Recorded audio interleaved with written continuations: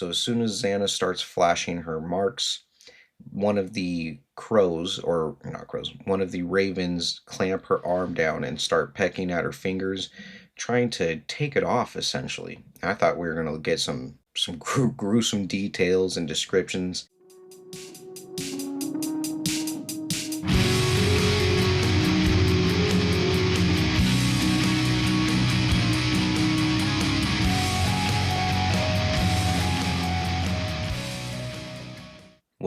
Welcome back to the Tears of Fire podcast where I go over the Last Dragon Chronicles by Krista Lacey, and today we're going to be covering chapters 12 through 15 of Darkfire. Thank you for joining. I hope you had a safe flight in and hit no turbulence. With that, let's get into the show. First off, I'd like to apologize for last week's editing. I got pretty emotional into the books and didn't realize how much sniffling and coughing I put in there. From here on out, I will take a couple of minutes before to compose myself to ensure that you guys have the most optimal listening experience possible.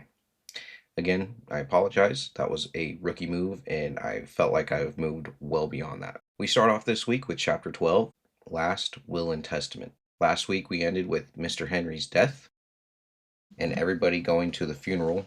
We'd gotten a surprise visit from Gwillana, as well as a new character, Agatha, Mr. Henry Bacon's sister. We now get that everybody left the funeral, and only the Pennykettles, as well as Agatha and her companion, returned to Henry's estate. Here, we get that Agatha turns to her companion, and the man that had been tagging along was also Mr. Henry Bacon's lawyer. I wasn't positive if this meant that Agatha has been dating this man too in a romantic sense, or if he was just along to, deliver the will. But they start having conversations, going back and forth. Agatha confirms that she is a Sybil. She's asking Xana questions on her abilities as well as what she knows about Alexa. I was confused during this moment, wondering if they're having this conversation in front of the lawyer. There's no clarification as to him being gone or using any kind of magics to put a blanket or any form of veil over them for some privacy whatsoever. So I got this that the lawyer is just listening to this and either letting it go over his head or he knew what's going on, which to me would also show that he's been with Agatha for a while. Agatha inspects Alexa and says that she's a remarkable child with immense powers and abilities. Agatha also explains that the men in their family have always been taken by the fantastical and quote unquote weird of the world. This can be expressed and shown through the collection of Mr. Henry Bacon's books and the artifacts that he's chosen to keep within his library. She says everything between fairies, the Loch Ness Monster, Bigfoot, and other cryptids is what I'm going to use to describe them. That obviously Henry was fascinated and wanted to learn more upon the world in which we lived. The conversation ends and the lawyer says it's now time to begin with the proceedings. Before the lawyer begins, he takes a second to explain Mr. Henry's circumstances. He was not married and born no children, so he didn't have any dependents. He explained that this left Henry as a very wealthy man, which also meant that Henry didn't necessarily need to work by the time he was mid-age. For the last 20 years is what I was guessing. But he did so just to keep himself occupied as well as keep his interest flowing. He just liked to help people around the community. The first item on the list is Mr. Bacon left $20,000 to the community, is what I'm going to say, of Scrubbly. He left it in order to help rebuild the children's section of the library as well as redevelop some of the gardens so that everybody can enjoy it. What a good man.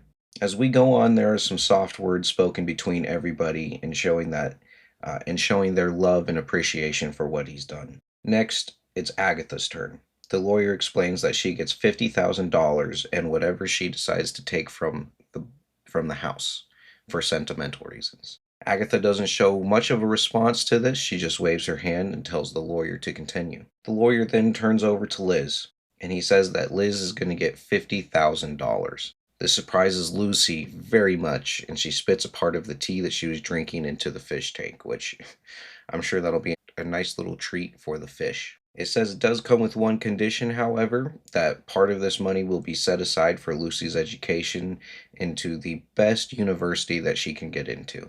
Lucy was taken aback by this, she's not thinking that she would receive anything, but knowing that Henry was a good man makes her and Liz both a little emotional. Next up, that leaves David. He gives David his entire collection of his library books, as well as the antiques and collectibles from the Arctic. It does come with one caveat saying that everything is his except for whatever Agatha decides to take.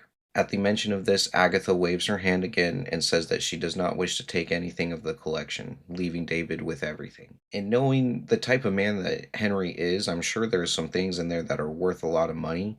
I don't think David would get rid of it for, sentimental reasons, as well as I'm sure there's a couple of items in there that have connections to what's going on in the world, whether it's dragons or polar bears, especially with all the Arctic and his grandfather being part of the expedition. But we didn't get to see them go interact with anything just yet, so I'm sure that'll come into some later sections. But that's pretty good news for David. And last but not least, it comes to Xana. Mr. Bacon says for the well-being of her as well as her daughter, Bacon leaves just about $28,000 to $30,000 as well as his entire house. Everything's completely paid off, which is huge. That means Xana would only need to pay, the utility bills, water, sewage, garbage, I'm sure internet at this time, as well as, property tax, but that's nothing, a couple $1,000s a year compared to 20 or 30, whatever a mortgage or rent would be at that point is fantastic. It's amazing. Good on Henry. Xana doesn't really know what to do with this information, and she's looking up at the sky and not necessarily shouting, but saying, why, Henry, why are you doing this? I knew that you were always so nice, but you don't have to. Liz pats her on the shoulder and calms her down, and Agatha says that Henry has never been a man to make very many mistakes, and this was not one either. Before everybody is released and going about their days, the lawyer says that there is one more caveat to this, that he hopes that David's library will be kept intact in the house, unremoved, as well as, or as long as the new owner can agree to it. He also puts in there that he understands David had just returned from a very long time away, which made Henry edit his will quickly, especially since he knew his declining health. It says that he hopes that Xana and David can rekindle and repatch everything that's been going on and eventually get married. This upsets Xana very much. She doesn't know what to think. She stands up, doesn't really say anything, and decides to leave. That's the end of that section. Brings up a lot of emotions. I wasn't too on the brink of tears with this one, but if you've ever been a part of these kind of proceedings, there's still a lot of emotions and charged up feelings, especially if you're not immediate family. A lot of family, a lot of the actual relatives will feel a certain way when somebody of this importance, magnitude, and wealth passes and leaves somebody that you feel is completely either unworthy or undeserving or unrelated to get this. But Agatha seems to have no hard feelings about this. Obviously, she's a Sybil, and she can tell that Xana has these magical powers and is good with the magics with the K. So I'm sure this group of people that Agatha has been able to interact with for these past couple of days and learn a little bit more about, she's feeling good the way that she's leaving it. She did ask Liz if Guilana had stayed there because she knew that obviously Guilana was a Sybil as well, and Liz did confirm it had only been for a little while and only once, but that just must be Mr. Bacon taking an interest in something that he didn't fully understand and thought was weird as well. All right, let's get into chapter 13, An Audience with Agatha. Over the next couple of days, Agatha's staying behind to put all of the rest of Mr. Bacon's affairs in orders with the outstanding utility bills, getting everything transferred over to Xana. But she explains that since Henry was so organized, this didn't take very long, and she was done by the afternoon of the first day. At 10:35, The Penny Kettle household receives a phone call. Xana's the first one to answer, which is who Agatha was looking for. She explains that she wants to have a conversation with Xana and get a couple things set straight. Tells her to meet her alone at the house at 11 o'clock. Xana goes and has a quick conversation with Liz and telling her what's going on. Or no. As Xana is walking out, Lucy comes out and starts to poke fun at Xana. Do you know what's going on with David? Xana doesn't necessarily answer, but Lucy decides to poke and taunt a little bit more, saying that, well, you're the one that's supposed to get married to him. Xana takes a very quick and dark turn. Obviously, there's some high emotions. She's upset with David. She's sad about Henry. But she turns over to Lucy and says, do not taunt me, and quickly flicks up her sleeve, showing the mark of Amara, and she's about to put her fingers on it and threatens to use magic. One of the security dragons, Gruffin, runs over to Liz because he can sense that something's about to go down. Liz comes over during this interaction, and Xana just kind of takes off. Nothing really happens. There's no words spoken in between, but Liz can see not necessarily the animosity, but just that there was tensions in this room. As Xana is leaving, Lucy says it doesn't matter anyway because she was going to lose and that Sophie is emailed. And this is the first mention of Sophie that we've gotten since the end of book 2, really. I know that me and Kaylee brought this up when we were talking in one of our book reviews, especially when David had told, I believe, Graith to reach out and try to get a hold of Grace, who was the listening dragon that Sophie had taken with her to Africa. Nothing came about that. That was kind of the smoking gun that was left in there, and it took us half a book to get to where anything of that is mentioned again. I don't see what Sophie is going to have anything to do with this story, period, unless there's a dragon over there in Africa. Don't quite remember. I do remember what happens with Sophie, so we'll get there when we get there. I don't want to put any spoilers, but I don't remember why Sophie was coming back into the picture. As Xana is heading back over to Henry Bacon's house, which is now hers, she hasn't quite taken the ownership of it yet. The narrator lets us know that she's being watched by 2 very large ravens. We didn't get confirmation on this yet, but in my notes here I have, is this part of the Darkling flock that was going on? But Xana gets over to the house, and Agatha tells her that she can tell that there's something going on in her mind. Xana just lets her know that she's been thinking on all the events as well as David, and Agatha lets her know that affairs of the heart can be the undoing of any Sybil, which is, I thought it was kind of funny because in most media, whether it's books, movies, TV shows, it's supposed to be the power of love, right? The power of love can overcome all, or it's the friendships made along the way.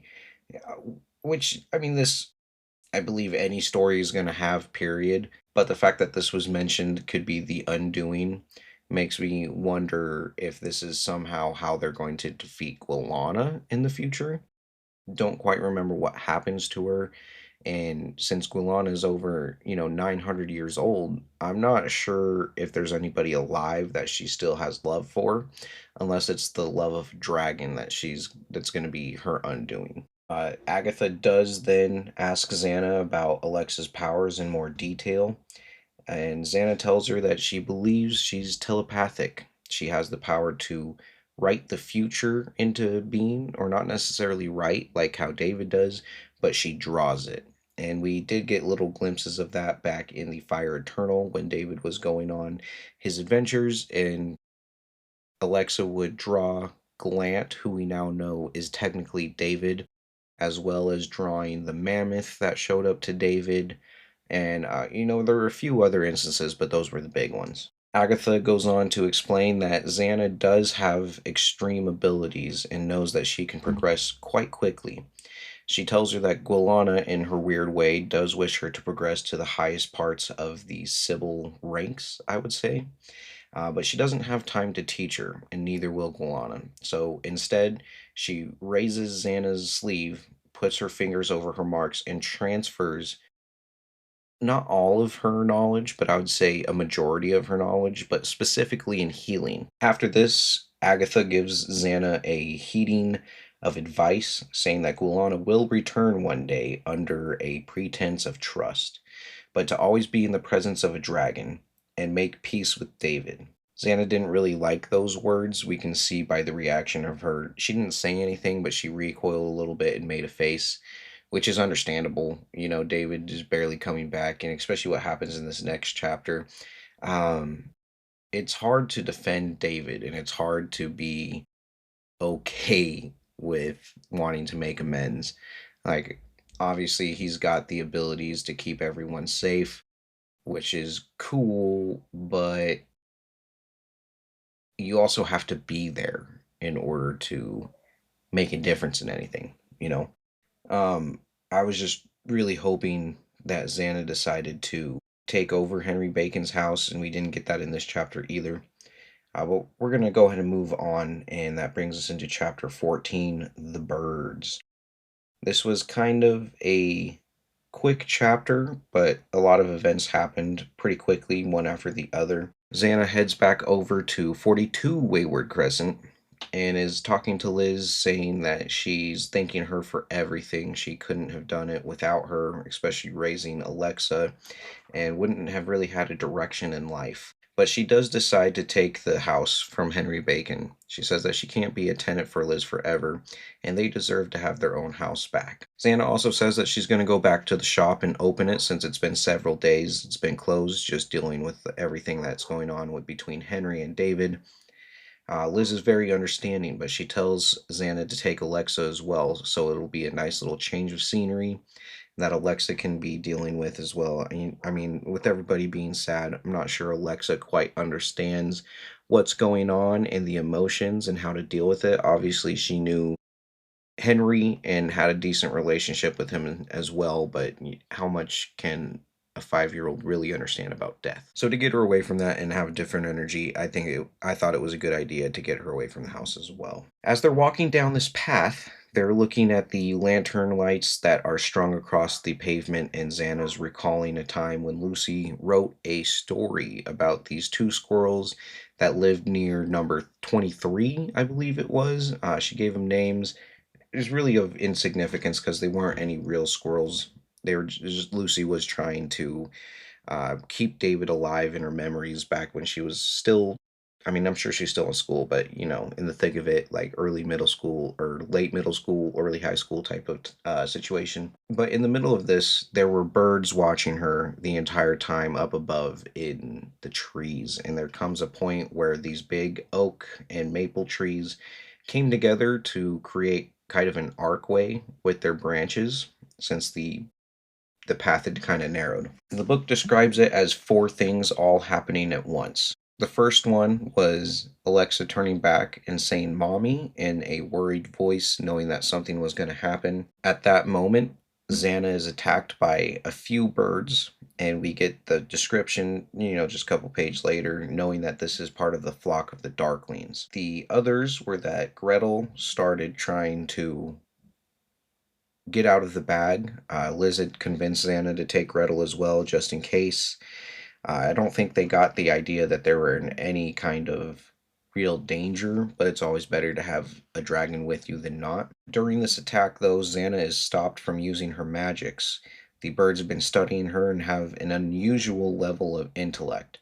So as soon as Xana starts flashing her marks, one of the crows, or not crows, one of the ravens clamp her arm down and start pecking at her fingers, trying to take it off, essentially. I thought we were going to get some gruesome details and descriptions, but it just says that Xana was bleeding a little bit, and then out of nowhere, a figure came from behind her. It was a tall figure looming over. Most of the ravens took off except for the alpha. He kind of was judging him, but he could feel the aura and the around him and decided that it wouldn't be worth a fight. There was one of the Darklings that got caught in Xana's hair and all tangled up.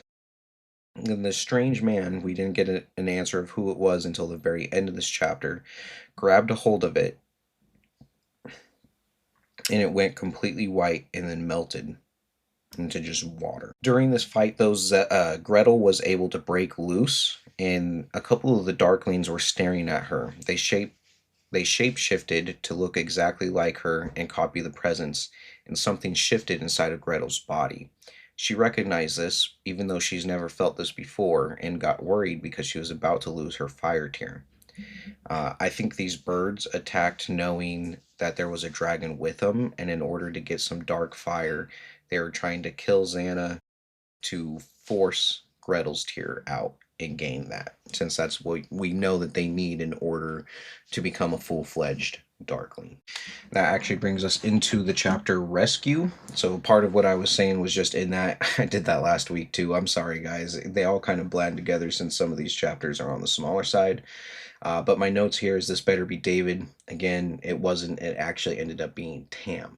After Tam deals with the Darklings, he's wrapping up Xana's hand, which was just bleeding profusely, and is saying that they need to get back to the house. Xana gives Tam a warning that they're going back to the Pennykettle's house and Liz is Lucy's daughter. Tam asks if he's unwelcome, but Xana says we're going to have to figure that out. I have here in my notes is Tam going to get slapped or a hug? We don't get either of those. Liz is pretty understanding. Her first worries are about the two girls, and they're trying to tend to Xana's injuries. Agatha was there as well, and Agatha tells Xana to look within herself. She has the healing knowledge. And Xana's starting to kind of go through things. She notices that it's infected as well and is starting to say herbs, but Agatha corrects her and says, no, you're a Sybil. Look within yourself. We have different healing properties, essentially. After a couple of minutes, Xana imagines her hand completely uninjured and healed, just a perfect molding. The book describes it as the tissues reknitting itself together, the blood going back into her hand, and it was completely fixed. Even though there was still dried blood around her, there was no pain when she was moving her hand whatsoever, and she was full bodied once again, which is amazing. I mean, obviously, I don't know if she can do that with everyone or just magical people in this household, but to be able to heal somebody that quickly, not just yourself, would be a huge advantage. But at this point, as far as I know, she can just heal herself, but which is still huge with knowing that Xana has the amount of power that she does that's going to be needed. Tam says that it's time to leave. It's not really time for any info, but Xana says that she wants the information that Tam had promised. He says at a later date and starts to walk out. Lucy did come down and see Tam. She got excited, but not much happened in between. As Tam was walking out of the house, though, David comes walking back up as well. And this kind of made me upset, like if David was there, I'm sure he could have sensed that both his daughter and his baby mama, for lack of better terms, were in danger and could have gone and helped too. But David just asks him what's going on. Tam gives a quick recap saying that Xana was really hurt. Alexa was untouched, but Xana's now healed. And we get now that Tam got a phone call as well. It had a slick German accent on there. David confirms that it was Steiner who called and says that it's time to write the article. Tam lets him know that it must be that Tam had finally translated all the dragon tongue in the photos that he had. He asks David if this is the right thing to do. David tells Tam, ask the bears on your palms. And first, he asks Kalar, the fighting bear, about the ravens, and he says that they are learning fast and they'll learn how to attack on different fronts and they need to start preparing and just wipe them out quickly. David is taken aback to Farlow Island and memories form, thinking that he should have just killed the ravens to begin with. And then David asks if Tam had talked to Lucy about going to Scuffinbury. Tam said not yet, and it didn't feel like it was the right time. So David says, and Tam also asks if he's sure that this is something that they want to do. David looks at his other palm, where Averill is now his spirit, I'm going to say, is there, saying that the Teller of Ways would like to be there when the rising of a dragon from stasis happens. David tells Tam to stay close, and the events are going to be happening soon. He'll need him. A couple things from this section. I wasn't sure if the bears, both Kalar and Avril, if they're still alive in the north, or if David had transferred them kind of like Ingvar's spirit into David, if he transferred both of those to Tam. Which, if he did, I mean, that would explain why Tam is so powerful now. If you've got the and energy of two bears, even though one's not necessarily a fighting one, a polar bear is still immensely strong. You know, they're close to 1,000 pounds. They stand close to 10 feet tall when they're on two legs. So any one of those is going to be able to kill just about anything, no matter what. But then to have the abilities of Avril and Kalar in you is one powerful man. I don't think that Tam is a shaman or anything of that nature. I would just say he was specially chosen by David to have these abilities. But it was definitely interesting. I thought it was pretty cool. All right, but that pretty much brings us to the end of that section. I know it was pretty short. We're going to be getting into some bigger chapters and more than likely have another guest soon as well. So I appreciate it. I really hope you guys can join me next week. A couple of different things. I'm going to start hitting the YouTube content creators vibe, and I'm just going to ask a couple things of you guys. If you could go on to Apple or Spotify and give me a star rating. Most people ask for 5 stars. I'm not going to ask for that. I'm asking for a genuine rating. If it's not a 5 stars, please let me know how I can improve. Whether that's more guests or something I'm doing editing wise, maybe more chapters or less chapters that are more in depth. I would love some more input from you guys. I appreciate it very much. My music is done by Jacob Leslie Hughes. You can find him on Instagram. I will link that down in the description. And yeah, thank you guys. We'll see you next week for chapters 16 through 19. Have a safe flight out and hit no turbulence.